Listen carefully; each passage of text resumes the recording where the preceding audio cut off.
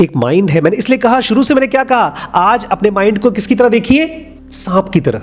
You have to be really deeply in very alert state. आपके पिता मर गए और आपके सामने एक शेर आ गया, क्या मरा हुआ बाप याद आएगा उस समय? कुछ नहीं। हाँ, मरा हुआ बाप तब याद आएगा जब अकेले आराम से लेटे हैं, पेट भरा हुआ है, कोई लग्जरी का मोमेंट है, रिलैक्स मोमेंट पे आप इंडल्ज कर सकते हैं। आप शराब पी रहे हैं, शेर आ गया, आप शराब नहीं पी सकते। इसलिए मैं आपसे कह रहा हूं कि you have to bring yourself into a next level. Mind ऐसे कंट्रोल में नहीं आता। माइंड सबसे खतरनाक इंस्ट्रूमेंट है। पैरों से आप चलना सीख लेंगे लेकिन माइंड से बैलेंस करना नहीं सीख पाएंगे, बिकॉज माइंड अलग अलग तरीकों से इल्यूजन लेकर आएगा।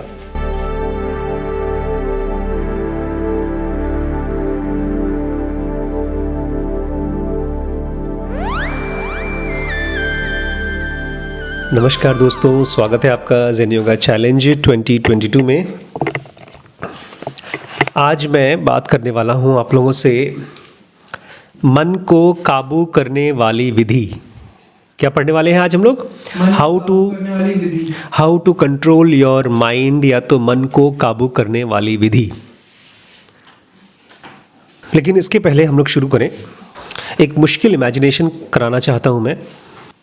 वो सिचुएशन बताइए जिस समय आप सबसे ज़्यादा डरे रहे हो, जब आपका मन आपके काबू से एकदम दूर हट गया, सबसे ज़्यादा जो डर लगा हो, गए, मर गए, जान निकल गई। जब मैंने फिनाइल पिया था, जब आपने सुसाइड करने की कोशिश की थी, लेकिन वो तो आपने मर्जी से की थी। मैं चाहता हूँ जिसमें सिचुएशन ने आपको डाल दिया हो। वो सुबह सुबह मम्मी भेजी दूध लेने के लिए और मैं एक सिगरेट पी करके आ गया। और हलवाई कह रहा हूँ, एक मिठाई वाला हमारे यहाँ पेंटर था, तो वो बीड़ी पी रहा था, तो उसको स्मेल पता चल गई और उसने पापा को बता दिया। मार खाने से डर लगा? एकदम हालत खराब हो गई। फिर पापा निकले, लेके गए उस दुकान वाले के पास, खूब मारा वहां पर, क्यों दिया इन लोग को, खूब मारे वहां पर। फिर अभी रिसेंटली उससे भी ज़्यादा डर लगा था आप लोगों को, लेकिन आप सब कंट्रोल करके बैठे हुए थे। पहाड़ पे जब गए थे, याद है जब हम लोग पहाड़ पे गए थे, जब नीचे उतरे और ऊपर चढ़े थे, कुछ और ध्यान आ रहा था? नहीं, सब के सब सन, क्या बोलते हैं कृष्ण की पोएम में, थी सभा सन्न सब लोग डरे, चुप थे या थे बेहोश पड़े। उस समय डरे नहीं थे आप लोग जब गाड़ी चल रही थी? इनफैक्ट इतना डरे थे कि वैभव ने आकर के मुझे सलाम ठोका, बड़े पापा मजा आ गया, आपने तो जान बचा ली। एक और टाइम था जिसमें श्रीश बहुत डरा था। उसकी रिकॉर्डिंग है मेरे पास, इसकी आवाज़ की रिकॉर्डिंग है। जब घर में सांप आया था तो मैं उसको शूट करा था सांप को, और ये कूद कर बिस्तर के ऊपर चढ़ गया था। और मैं सोच रहा हूँ कैसे सांप को पकड़ूं, उसको हटाऊं, और ये डांट रहा था मुझे, पापा। उसको लग रहा था कि ये मर जाएंगे। आज हम लोग वॉक कर रहे थे तो एक मोटा सा बुलडॉग टाइप का कुत्ता है, बहुत मोटा सा, उसको देख के डर लगता है, उससे हम लोग दूर दूर बच के जाते हैं। और सही में उतना मोटा है, अगर काट वाट ले तो बचना बहुत मुश्किल काम है। तो मैं इमेजिन कर रहा था कि हम लोग के सामने अगर कोई शेर आ जाए या लेपर्ड आ जाए तो हम लोग के लिए बहुत मुश्किल होगी। एक जानवर के साथ अगर आपका आमना सामना हो जाए, जंगली जानवर के साथ, बहुत मुश्किल होती है। तो मैं आपको चाहता हूं, आप इमेजिन करिए कि आप एक कमरे में, मुझे याद है उस रात को जब सांप था, वो सांप भाग गया अलमारी के नीचे, खो गया, अब निकल नहीं रहा है। उसको हम पूरा बिस्तर हम लोग उठाकर खड़ा कर दिया था। ये जो बिस्तर जिस पे आप सोते हैं, उसको पूरा खड़ा करके हम लोगों ने ऊपर कर दिया। देखिए सांप इसके नीचे नहीं, क्योंकि रात को नीचे है और कहीं निकल गया तो। फिर वो मिला अलमारी के नीचे एकदम गैप में, फिर उसको किसी तरह से बाहर निकाला। पूरे टाइम बहुत ज़्यादा अवेयरनेस था। तो मैं चाहता हूँ आप इमेजिन करिए, क्योंकि हम लोग माइंड कंट्रोल को तभी सीख पाएंगे या तभी हम इस पर ट्राई करना चाहेंगे जब हमारा माइंड हमारे लिए एक सांप की तरह है। वो हमारा माइंड हमारे लिए सांप की तरह नहीं है। हमारा माइंड हमारे लिए नशे की तरह है, मौज की तरह है, आइसक्रीम है। हमारे माइंड को जो अच्छा लगता है हमसे वो कराता है, और बाद में हम रोते हैं सर। इनफैक्ट रोते बहुत कम लोग हैं, कभी नहीं ऐसा होता है जैसे आपने कहा पापा डांट रहे थे, आपने कहा पीटीएम हो रही थी, और आपको तो कभी डर लगा ही नहीं, क्योंकि आपके पापा भी बहुत अच्छे हैं, डांटते मारते हैं ही नहीं। लेकिन ये क्वेश्चन आपके मन में पहले आना चाहिए, तभी ये वीडियो आज की आपके लिए कुछ मीनिंगफुल होगी। क्वेश्चन ये है, do you really think that you need to control your mind? और क्योंकि कंट्रोल माइंड ऐसा नहीं कि आपने कंट्रोल करके शेर को पकड़ के दबा दिया पिंजरे में। ये कंट्रोल ऐसा है जैसे कि आपका माइंड हो जाएगा आपका घोड़ा और आप उसके राइडर हो जाएंगे। आज आपका माइंड आपके कंट्रोल में नहीं है, आप अपने माइंड के कंट्रोल में। तो आपको इमेजिन करना होगा कि मेरा मन एक सांप है। क्वेश्चन रिपीट करेंगे? आपको do you really think that you need to control your mind? ये क्वेश्चन नहीं है, ये एक सलाह है, एक प्री कंडीशन है इस वीडियो की, कि क्या आपको लगता है कि आपको अपने माइंड को रेगुलेट कंट्रोल करने की जरूरत है? उसके लिए आपको यह सोचना होगा, मेरा माइंड एक सांप की तरह है, और वो सांप जब जैसे हमको देखता है और मारने वाला होता है फन, you have to be very alert कि उसके फन से आप बच सकें। क्योंकि जिस समय आप रात को जाते हैं मैगी खाने, वो वही माइंड है जिसने आपके ऊपर फन मार दिया, या कुछ मॉस्टरबेशन में जाता है, या किसी भी व्यसन में जाता है, गलती में जाता है, या आप चाहते हैं किसी चीज़ पे अपना फोकस करने के लिए लेकिन तुरंत नींद आ गई उसको, या बोर हो गया, तो माइंड है जो कि सांप की तरह आपको डस रहा है। तो सबसे पहला क्वेश्चन, अब ये क्वेश्चन मैं आपसे पूछ रहा हूँ, which is the most powerful behaviour for human being and why? Which is the most powerful behaviour for a human being and why? Because वही बिहेवियर है जो आपको आपके माइंड को रेगुलेशन में, कंट्रोल में हेल्प करेगा। क्या आंसर है आप लोगों के हिसाब से? सबसे पावरफुल ह्यूमन बिहेवियर क्या है और क्यों? अच्छा, 2-3 टाइप के बिहेवियर बताइए। गुस्सा एक बिहेवियर है, आलस एक बिहेवियर है, और कोई गौरी बिहेवियर? साइलेंस एक बिहेवियर है। अच्छा, आप लोग नीचे नहीं आए, ऊपर बैठकर अपनी किताब पढ़ रहे थे, ये किस टाइप का बिहेवियर है? आलस है, रूड है, आप हमारा काम नहीं करते, रीडिंग नहीं करते, ये कैसा बिहेवियर है? केयरलेसनेस है कि ठीक है यार छोड़ो। आप दोनों के बीच में जब भी लड़ाई वड़ाई होती है तो ये कैसा बिहेवियर है? ईगो है। तो कौन सा? इन सब में ढेर सारे टाइप के बिहेवियर्स होते हैं जो ज़्यादातर हमारे कंट्रोल से बाहर होते हैं, जो आपको इम्बाइब करना है। सबसे स्ट्रॉन्गेस्ट, लेकिन उसको स्टैब्लिश करना पड़ेगा, प्रैक्टिस करना पड़ेगा, तब आएगा। माइंड का पीस या चित्त का पीस तब आता है जब आप सिंपैथी को प्रैक्टिस करते हैं या टेंडरनेस को प्रैक्टिस करते हैं। What is sympathy? किसी के लिए वो अफेक्शन दिखाना, किसी के लिए दया, प्यार, अफेक्शन। लेकिन हम तो अफेक्शन उसको दिखाते हैं जो हमको अफेक्शन दिखाता है। इसका मतलब ये है कि ये मोस्ट पावरफुल फोर्स है दुनिया का, लेकिन हम इसको यूज नहीं कर पाते। हम केवल तभी रिस्पॉन्ड करते हैं जब कोई हमको अफेक्शन दिखाता है। इसका मतलब यह है ये हमारे कंट्रोल में नहीं है। ये सबसे पावरफुल फोर्स है, द यूज ऑफ अफेक्शन। लेकिन अफेक्शन पता है क्यों पावरफुल है? जरूर क्या बोल रही है? अफेक्शन क्यों पावरफुल है? श्रीश, सिंपैथी क्यों पावरफुल है? आप अपने दोस्त को सिंपैथी दिखाते हो? आपका दोस्त आपको सिंपैथी दिखाता है? सिंपैथी मतलब दया। अच्छा, किसी के प्रति रूड हैं आप? रूडनेस होता है आप लोगों का आपस में सबसे ज़्यादा, या एक दूसरे को काम बोल रहे हैं, आप इनको बोल रहे हैं प्लीज़ मुझे डिस्टर्ब मत करिए, मैं काम कर रहा हूँ। जिस समय एक्चुअली रूडनेस होती है, रूडनेस, उस समय आपका सिंपैथी खत्म हो जाता है। तब हम इग्नोरेंट होते हैं। हाँ, इग्नोरेंट होते हैं, बट प्रॉब्लम ये है कि हमने सिंपैथी प्रैक्टिस नहीं की है। हमारी हैबिट का पार्ट नहीं है। हमारा स्वभाव, हमारा नेचर हो गया है रूड। दीदी परेशान न करो। एक आपके मुंह से गुस्सा निकला कैसे? Because you have not practice. अभी भी आपकी दया, आप केवल सबसे ज्यादा प्यार, दया किसको दिखाते हैं? सबसे ज्यादा सॉफ्ट किसके साथ हैं आप इस पूरे घर में? हाँ, आपके साथ? मेरे साथ है, मेरे साथ और बड़ी मम्मी के साथ। और उसमें भी अगर बड़ी मम्मी नाराज हो जाए या मैं नाराज हो जाऊं तो वो खत्म हो जाती रूडनेस, मतलब वो सिंपैथी खत्म। ये मेरा सवाल अभी तक खत्म नहीं हुआ। Why sympathy is the most powerful behaviour? Power की सीक्रेट क्या है? सिंपैथी में पावर कहां से आ गया? ये एक टाइप का वो है, हिप्नोटाइज कर देगा सामने वाले को। नहीं, ये हमारे लिए पावरफुल है बिकॉज ये इसके थ्रू हमारा चित्त क्या होगा, पीस ऑफ चित्ता। सिंपथी करने से बुद्ध कहा करते थे जब आपको गुस्सा आता है किसी के ऊपर तो सामने वाले को आप नुकसान बाद में पहुंचाते हो, शायद पहुंचाते भी नहीं हो। सबसे ज्यादा गुस्सा, सबसे ज्यादा नुकसान किसको होता है, खुद को। आपके अपने ब्रेन को। क्यों सिंपथी सबसे पावरफुल है, बिकॉज आपके माइंड में किसी के लिए जब आप सिंपथी प्रैक्टिस करते हो तो आपका अपना माइंड पीसफुल होते जाता है, शांत होते जाता है। Which is the most powerful behavior? Sympathy. Why? Because it leads you to become calm.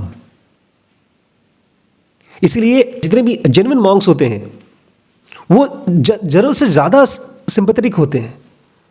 मुझे याद है एक मॉन्क जिनको मैं बहुत रिस्पेक्ट करता था, मेरी उम्र थी उस समय कुछ 18-19 साल और उनकी उम्र थी 30 साल और मुझे बोलते थे आशीष जी। अच्छा लगता था मुझे बहुत।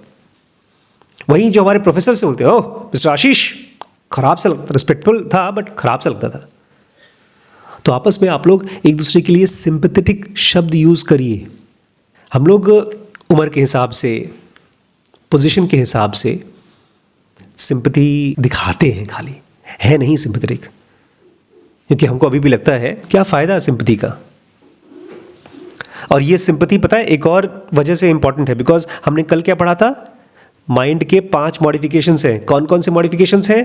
Correct knowledge, incorrect knowledge, fancy imagination, passivity and sleep. सबसे पहला है करेक्ट नॉलेज, दूसरा है इनकरेक्ट नॉलेज, तीसरा है फैंसी मतलब इमेजिनेशन, चौथा है स्लीप या तो पैसिविटी और लास्ट है मेमोरी। इसको कंट्रोल करने में भी इन अलग अलग मॉडिफिकेशंस में आपको कब कहाँ रहना है, मेमोरी को अच्छे से निकालना है, आपको करेक्ट नॉलेज चाहिए, इनके लिए भी प्रैक्टिस ऑफ सिंपैथी हेल्प करती है। जैसे आप एक्सरसाइज करते हैं तो मसल्स बनते हैं, आप जब सिंपैथी प्रैक्टिस करते हैं तो आपका माइंड आपके कंट्रोल में आता है। सिंपैथी वैसे होता क्या है? सिंपैथी मतलब दया, टेंडरनेस। है इधर आ, सामान उठा लेके जा। एक ये है तरीका किसी से बात करने का, और दूसरा सर प्लीज ये काम कर दीजिए, मेरी हेल्प कर दीजिए। सिंपैथी मतलब being super tender, super soft. Soft, हाँ, बीइंग सुपर सॉफ्ट। तो ये तो एक तरीका है अपने माइंड को रेगुलेट करने का। ये धीरे धीरे सीखिएगा आप लोग। कैसे पता चलेगा कि हम सीख पा रहे हैं कि नहीं पा रहे हैं? हमारे शब्दों के जरिए। हमारे शब्द जितने सॉफ्ट हो सकते हैं, डर नहीं, सॉफ्ट। हम लोग सॉफ्ट बोलते हैं लेकिन जब डरते हैं, अरे सर प्लीज सर ना। एक हिंदी की कविता है, मेरे पापा की बहुत फेवरेट कविता है। क्षमा शोभित उस भुजंग को जिसके पास गरल हो। क्षमा शोभित उस भुजंग को जिसके पास गरल हो। क्षमा मतलब माफी। क्षमा उसको सूट करती है, उस भुजंग को। भुजंग मतलब जिस सांप के पास जहर है, अगर वही किसी को क्षमा करेगा तो सही है। मैं हूं आपका टीचर, आप है हमारे स्टूडेंट, और मेरे पास कोई गरल नहीं है, मतलब मेरे पास कोई ताकत नहीं है। मैं आपको न डरा सकता हूँ न मार सकता हूँ। मेरा साइज़ है 4 फुट, आपका साइज़ है 6 फुट। मैं बॉडी से इस आसपास में सबसे पतला दुबला सीकिया पहलवान हूँ, और आप अभी अभी फ्लाइंग बीच की तरह एक्सरसाइज करके आए हैं बॉडी से, और मैं आपको भाई पढ़ाई करो, क्यों नहीं पढ़ते? तो आप बोलोगे बस एक बार उठ के खड़े हो जाएंगे। आप खड़े हो जाएंगे। फिर मैं आपको बोलूं if you don't study I will beat you, तो आप बोलेंगे क्या सर? अरे नहीं, मैं तुम्हें माफ करता हूं, मैं तुम्हें माफ करता हूं, जाओ जाओ माफ करता हूं। तो उसकी माफी का कोई मतलब है? किसकी माफी का मतलब होता है? जो मार सकता है आपको। एग्जैक्टली। अगर आपके पास ताकत है और उस ताकत से आप किसी का नुकसान पहुंचा सकते हो और फिर भी उसको माफ करते हो, उसके साथ सॉफ्ट हो। जैसे जिस समय आप श्रीश के साथ या श्रीश आपके साथ नुकसान पहुंचा सकते हो, उस समय जब आप सॉफ्टनेस को प्रैक्टिस करते हो, उस सॉफ्टनेस का मतलब है क्षमा इज नॉट जो किसी और के लिए करते हो। क्षमा आपके अंदर में सिंपैथी प्रैक्टिस करने का एक जरिया है। गौतम बुद्ध ने अंगुलीमाल को क्षमा नहीं किया। He was a super strong person, strongest behaviour थी क्षमा। तो अगर आप साइलेंट होना चाहते हैं, अपने माइंड को रेगुलेट करना चाहते हैं, तो you should learn to practise क्षमा। दूसरी चीज़ जो आपके माइंड को रेगुलेट करने में हेल्प करेगी, जो अभी आप लोगों के अंदर में मैं डेवलप करने की कोशिश कर रहा हूँ, लेकिन अभी टाइम लग रहा है, और वो है स्टेडीनेस ऑफ पर्पस। माइंड को रेगुलेट करने वाली दूसरा मोस्ट पावरफुल टूल है स्टेडीनेस ऑफ पर्पस। क्या मतलब है स्टेडीनेस ऑफ पर्पस? कल हमने बात की थी कि अगर बड़े पापा मर जाते हैं, उनकी डेथ हो जाती है, तो डीप नॉलेज ख़त्म हो जाएगा, जेनोगा क्लास नहीं चलेगी। डीप नॉलेज और जेनोगा एक पर्पस है। पतंजलि की लाइफ का एक पर्पस था। रमण महर्षि एक पर्पस के साथ जिए थे पूरी ज़िंदगी। अगर आपके पास कुछ करने को नहीं है, ऐसा कुछ जो आपके माइंड को साध सके, तो आप पर्पसलेस ज़िंदगी जी रहे हो, तो आपका माइंड फोकस नहीं होगा। And purpose can not be just anything to become successful, कि मुझे पैसा कमाना है, मेरा पर्पस ये नहीं हो सकता।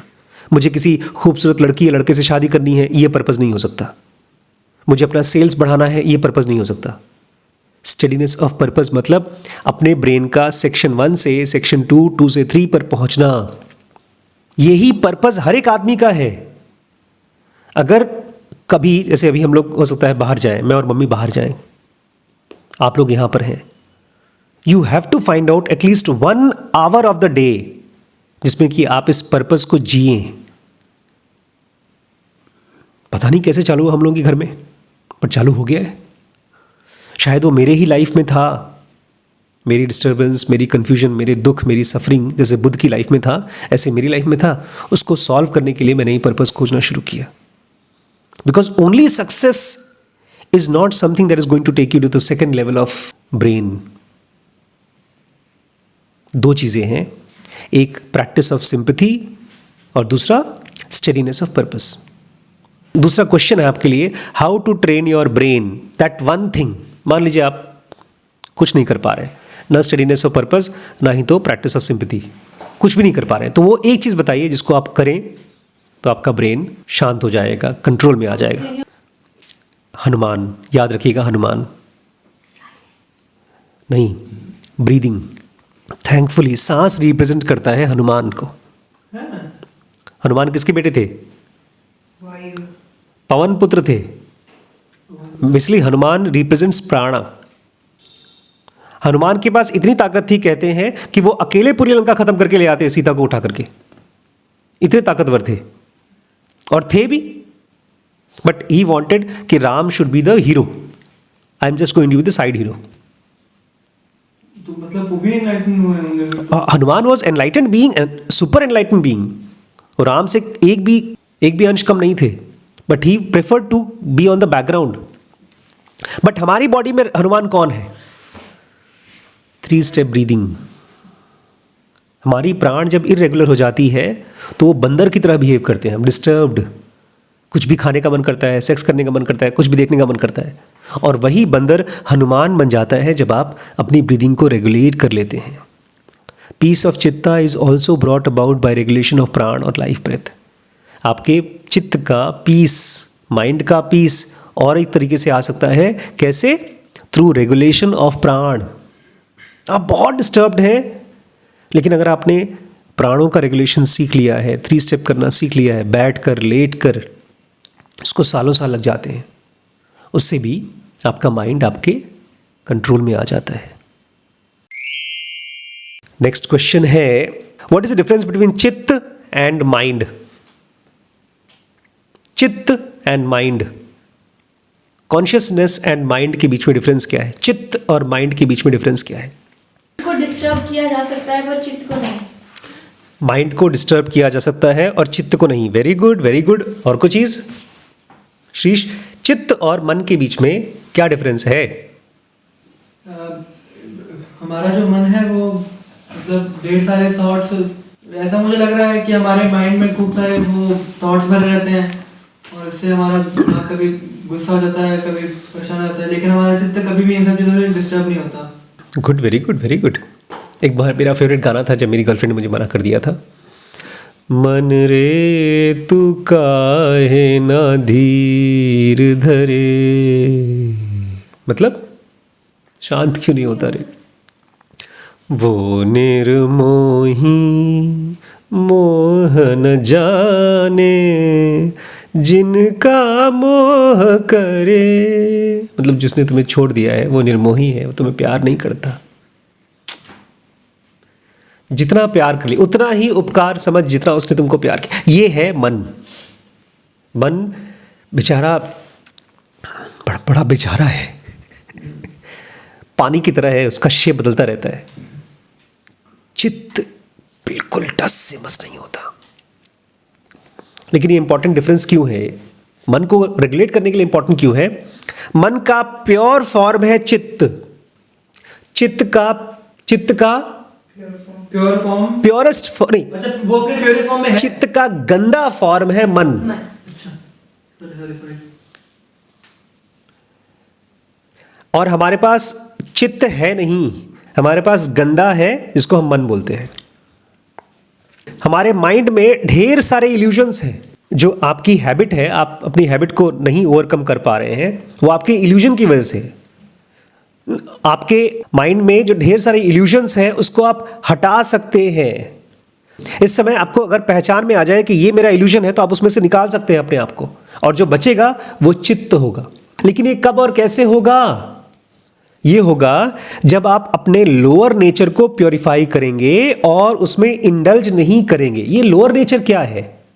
हमारा माइंड प्योर हो जाएगा, उसमें कभी भी कोई भी इल्यूजन नहीं होगा, वो एकदम राम, हनुमान, कृष्ण, जीसस, नानक जैसा हो जाएगा।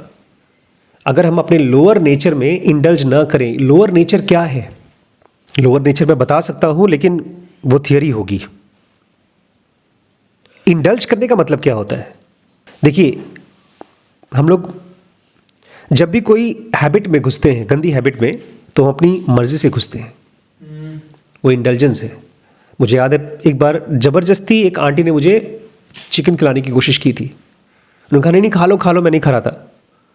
मामा और मैं दोनों थे, मामा जी ने खा लिया मैंने नहीं खाया। उन्होंने कहा ठीक है काम करो, तुम चिकन पीस मत खाओ, खाली जूस पी लो उसका। लेकिन मुझे उल्टी सी आ रही थी, मैं नहीं खा पाया उसको। मैंने नॉन वेजिटेरियन में अपने आप को इंडल्ज नहीं किया। कोई भी ऐसी चीज़ करने में जिसमें एक नेगेटिविटी है, अगर हम खुद से इंडल्ज करते हैं तो मज़ा आता है।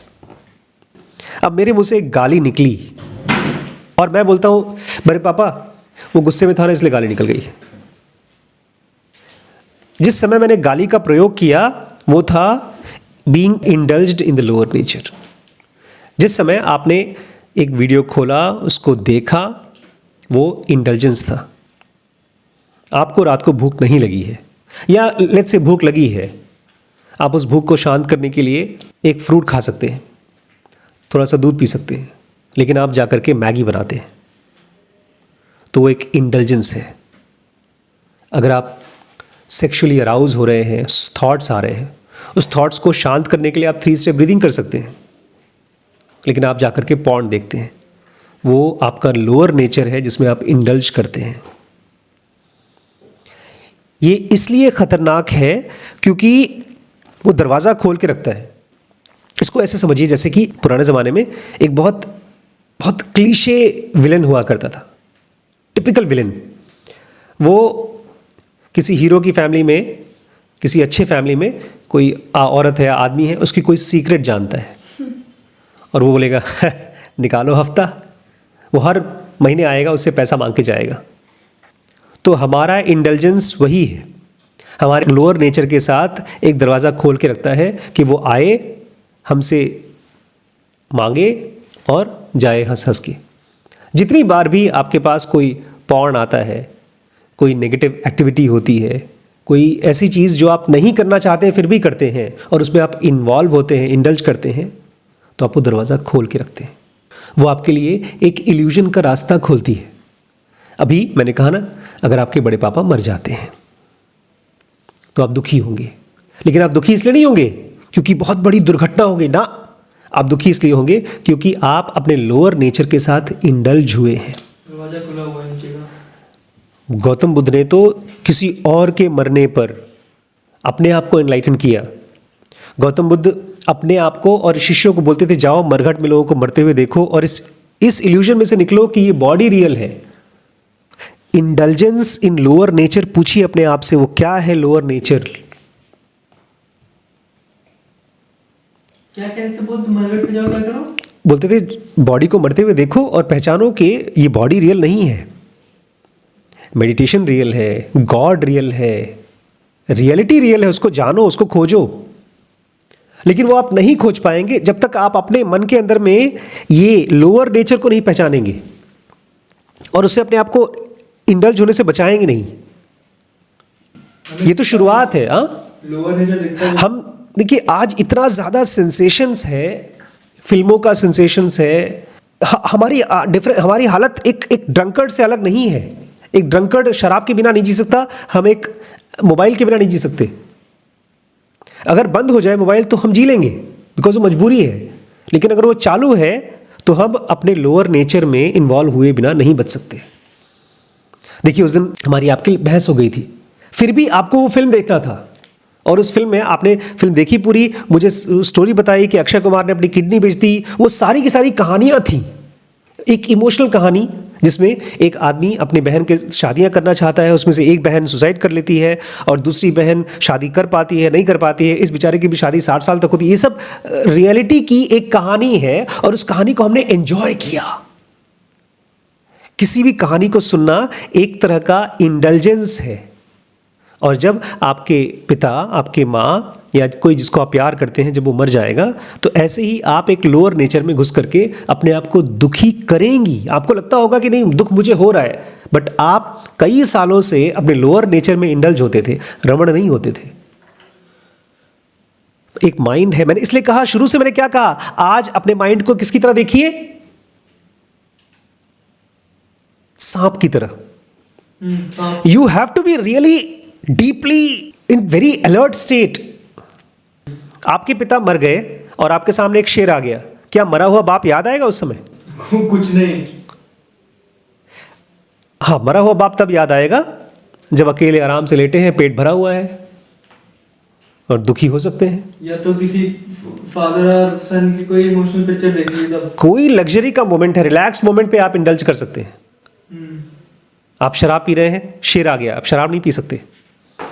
इसलिए मैं आपसे कह रहा हूं कि you have to bring yourself into a next level. Mind ऐसे कंट्रोल में नहीं आता। माइंड सबसे खतरनाक इंस्ट्रूमेंट है।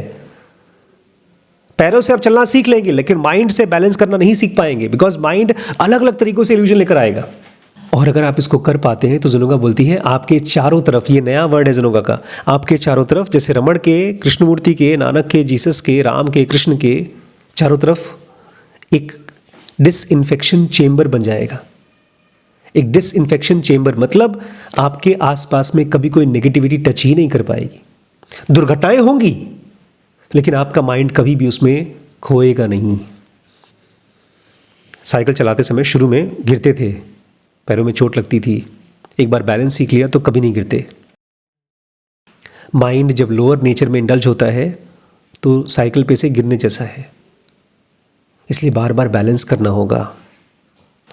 अगर हम ये कर सकते हैं, अपने माइंड को कंट्रोल कर सकते हैं, तो क्या चीज़ मिलेगा? बहुत बड़ी चीज़ मिलेगी, बहुत कीमती चीज़। वो क्या मिलेगी वो तो मैं कल डिस्कस करूँगा। But today I want you to think very seriously, not just think but spend some time asking. हाँ, अपने आप से पूछिए ये मेरा लोअर नेचर क्या है। जब भी परेशान होते हैं, दुखी होते हैं, इंडल्ज हो लीजिए। आप किसी व्यसन में, खाने पीने में इंडल्ज हो लीजिए, मौज मस्ती कर लीजिए, लेकिन उसके बाद जाके पूछिए, अपनी एक डायरी बनाइए प्लीज़। एक डायरी बनाइए, डेली डायरी, और उसमें लिखिए माई इंडल्जेंस, आज मैं किस चीज़ में खोया। डेट वाइज, मैंने बताया था ना आपको, माइंड हमारा इनविजिबल है, उसको विजिबल बनाइए तभी आपके कंट्रोल में आएगा। सांप अगर इनविजिबल है तो कहाँ से आप उसको पकड़ पाएंगे? सबसे पहला काम है अपने माइंड को विजिबल बनाइए। इसलिए जितने भी ग्रेट लोग होते हैं वो लोग अपनी लाइफ की एक स्टोरी लिखते हैं। बायोग्राफी खाली दूसरों को शो ऑफ करने के लिए नहीं होता, वो अपने आप को जानने के लिए, अच्छा इस दिन मेरा ये हालत था, पहचानने के लिए है। अगर माइंड को कंट्रोल करना है तो माइंड दिखना चाहिए, पकड़ में आना चाहिए। और सबसे बड़ा डंक वो लिखिए, और फिर उसके ऊपर कॉन्टेम्पलेट करिए, अच्छा ये हुआ था। इनफैक्ट एक बहुत अच्छा एक्सरसाइज है, मान लीजिए आपस में आपकी लड़ाई हुई, आपने इनको चाय बनाने के लिए कहा, इन्होंने चाय नहीं बनाया, और फिर आपके मन में गुस्सा आया कि चाय कभी बनाता नहीं है। उसको लिख लीजिए, आज मैंने वैभव को चाय बनाने के लिए कहा, वैभव ने चाय नहीं बनाया और बहुत बदतमीजी की, मुझे इससे बात नहीं करनी। अब वो सीन दोबारा प्ले करिए, वो सीन वैभव फिर से प्ले करिए, या आप लिखिए वैभव कि आज दीदी ने मुझे चाय बनाने के लिए कहा, लेकिन मैं अपने काम में इतना बिजी था कि मैंने नहीं किया इस काम को। और फिर अपने आप को दोबारा पूछिए कि इस सीन को मुझे दोबारा प्ले करना हो तो मैं क्या करूँगा, मैं कैसे रिस्पॉन्ड करूँगा। जैसे अगर मुझे वैभव को चाय बनवाना हो तो मैं जाऊँगा, चाय बनाऊँगा, इसके लिए भी चाय दूँगा और हम पी लेंगे, और कुछ नहीं करूँगा मैं। फिर कभी कभी ऐसा होगा, यार वैभव आज चाय बनाने का मन नहीं कर रहा है, आज छोड़ो यार, आज चाय नहीं पीते हैं, इसको बनाने का मन होगा तो खुद भी पिएगा, मुझे भी पिलाएगा। ये एक सीन है जो मैंने अपने दिमाग में प्ले किया। ढेर सारे सीन हो सकते हैं। मुझे याद है बचपन में जब बब्बू और मैं, छोटा वाला भाई और मैं दोनों जाते थे मार्केट में, पापा मेरी बात तो कभी मानते नहीं थे। चॉकलेट च्युइंगम कुछ खरीदना हो तो कभी नहीं खरीदते थे, तुम बड़े हो, तुम समझदार हो। तो मैं बब्बू को बोलता था, तुम बोलता च्युइंगम चाहिए। पापा नहीं, च्युइंगम नहीं मिलेगी। तो बोलते थे बैठ जा, वहीं रोड पे बैठ जाता था। पापा रोड पे बैठ गया, चल नहीं रहा है, तमीज है, नंगा है, एकदम नंगा ही करता है, खुद करवा रहे हैं। मैंने कुछ नहीं करा है। वो दिमाग में षड्यंत्र चलता था, स्ट्रैटेजी चलती थी। अब वैसा नहीं करता हूं मैं। ये आई सेंटर उस इंसिडेंस के ऊपर बाद में सोचता है। मेरा पॉइंट ये है कि यू शुड, जो इंपॉर्टेंट, जो आपका माइंड सबसे आउट ऑफ कंट्रोल हुआ, उस इंसिडेंस को लिखिए एंड रीप्ले करिए फ्रॉम आई सेंटर। पाइकल फ्लिप, वो स्विमिंग कर करके अलग अलग टाइप की स्विमिंग करता था कि अगर मैं आंख बंद करके स्विमिंग करूं, कल को हो सकता है मेरी आंख अंधा हो जाऊं तो प्रैक्टिस करता था। इसलिए जब एक बार ओलंपिक्स में वो कर रहा था, स्विमिंग कर रहा था, तो सचमुच पे उसके आंख में पानी चला गया। तो उसने इतनी बार प्रैक्टिस की थी कि वो जीत गया। इसलिए you have to start practising with those worst cases कि जो आपके साथ हुआ। I want all 3 of you to have one diary of yours tomorrow. और आप लोगों की भी दोस्तों एक डायरी होनी चाहिए जिसमें आप रोज लिखें, एटलीस्ट 2 दिन में 3 दिन में एक बार लिखिए कि क्या सबसे खतरनाक चीज़ आपके माइंड ने आपसे कराई है। ठीक है, इस पूरी सीरीज को समझने के लिए, देखने के लिए सुनोगा बेसिक एडवांस कोर्स। उसके ज़रिए हम लोग अपनी खुद की एक सेज यूनिवर्सिटी बनाएंगे, साधु बनेंगे उसमें से। और अगर ऑर्गेनाइजेशन कैसे बनाई जाए, बिजनेस कैसे खड़ा किया जाए, ये सीखना है तो WBX। और इन्वेस्टर्स कैसे सोचते हैं, कैसे बिहेव करते हैं, इस चीज़ को जब मुझे समझना था तब मैंने बनाना शुरू किया VC। अगर आप भी इंटरेस्टेड हैं तो VC ज्वाइन कर सकते हैं, वेंचर कैपिटलिस्ट। और BDM है वो सीरीज जिसमें आप अपनी मिस्टेक्स को पहचानेंगे और उनको होने से रोकेंगे। और फिजिकली आप मुझसे मिलना चाहते हैं तो जिनेविल को सपोर्ट करिए।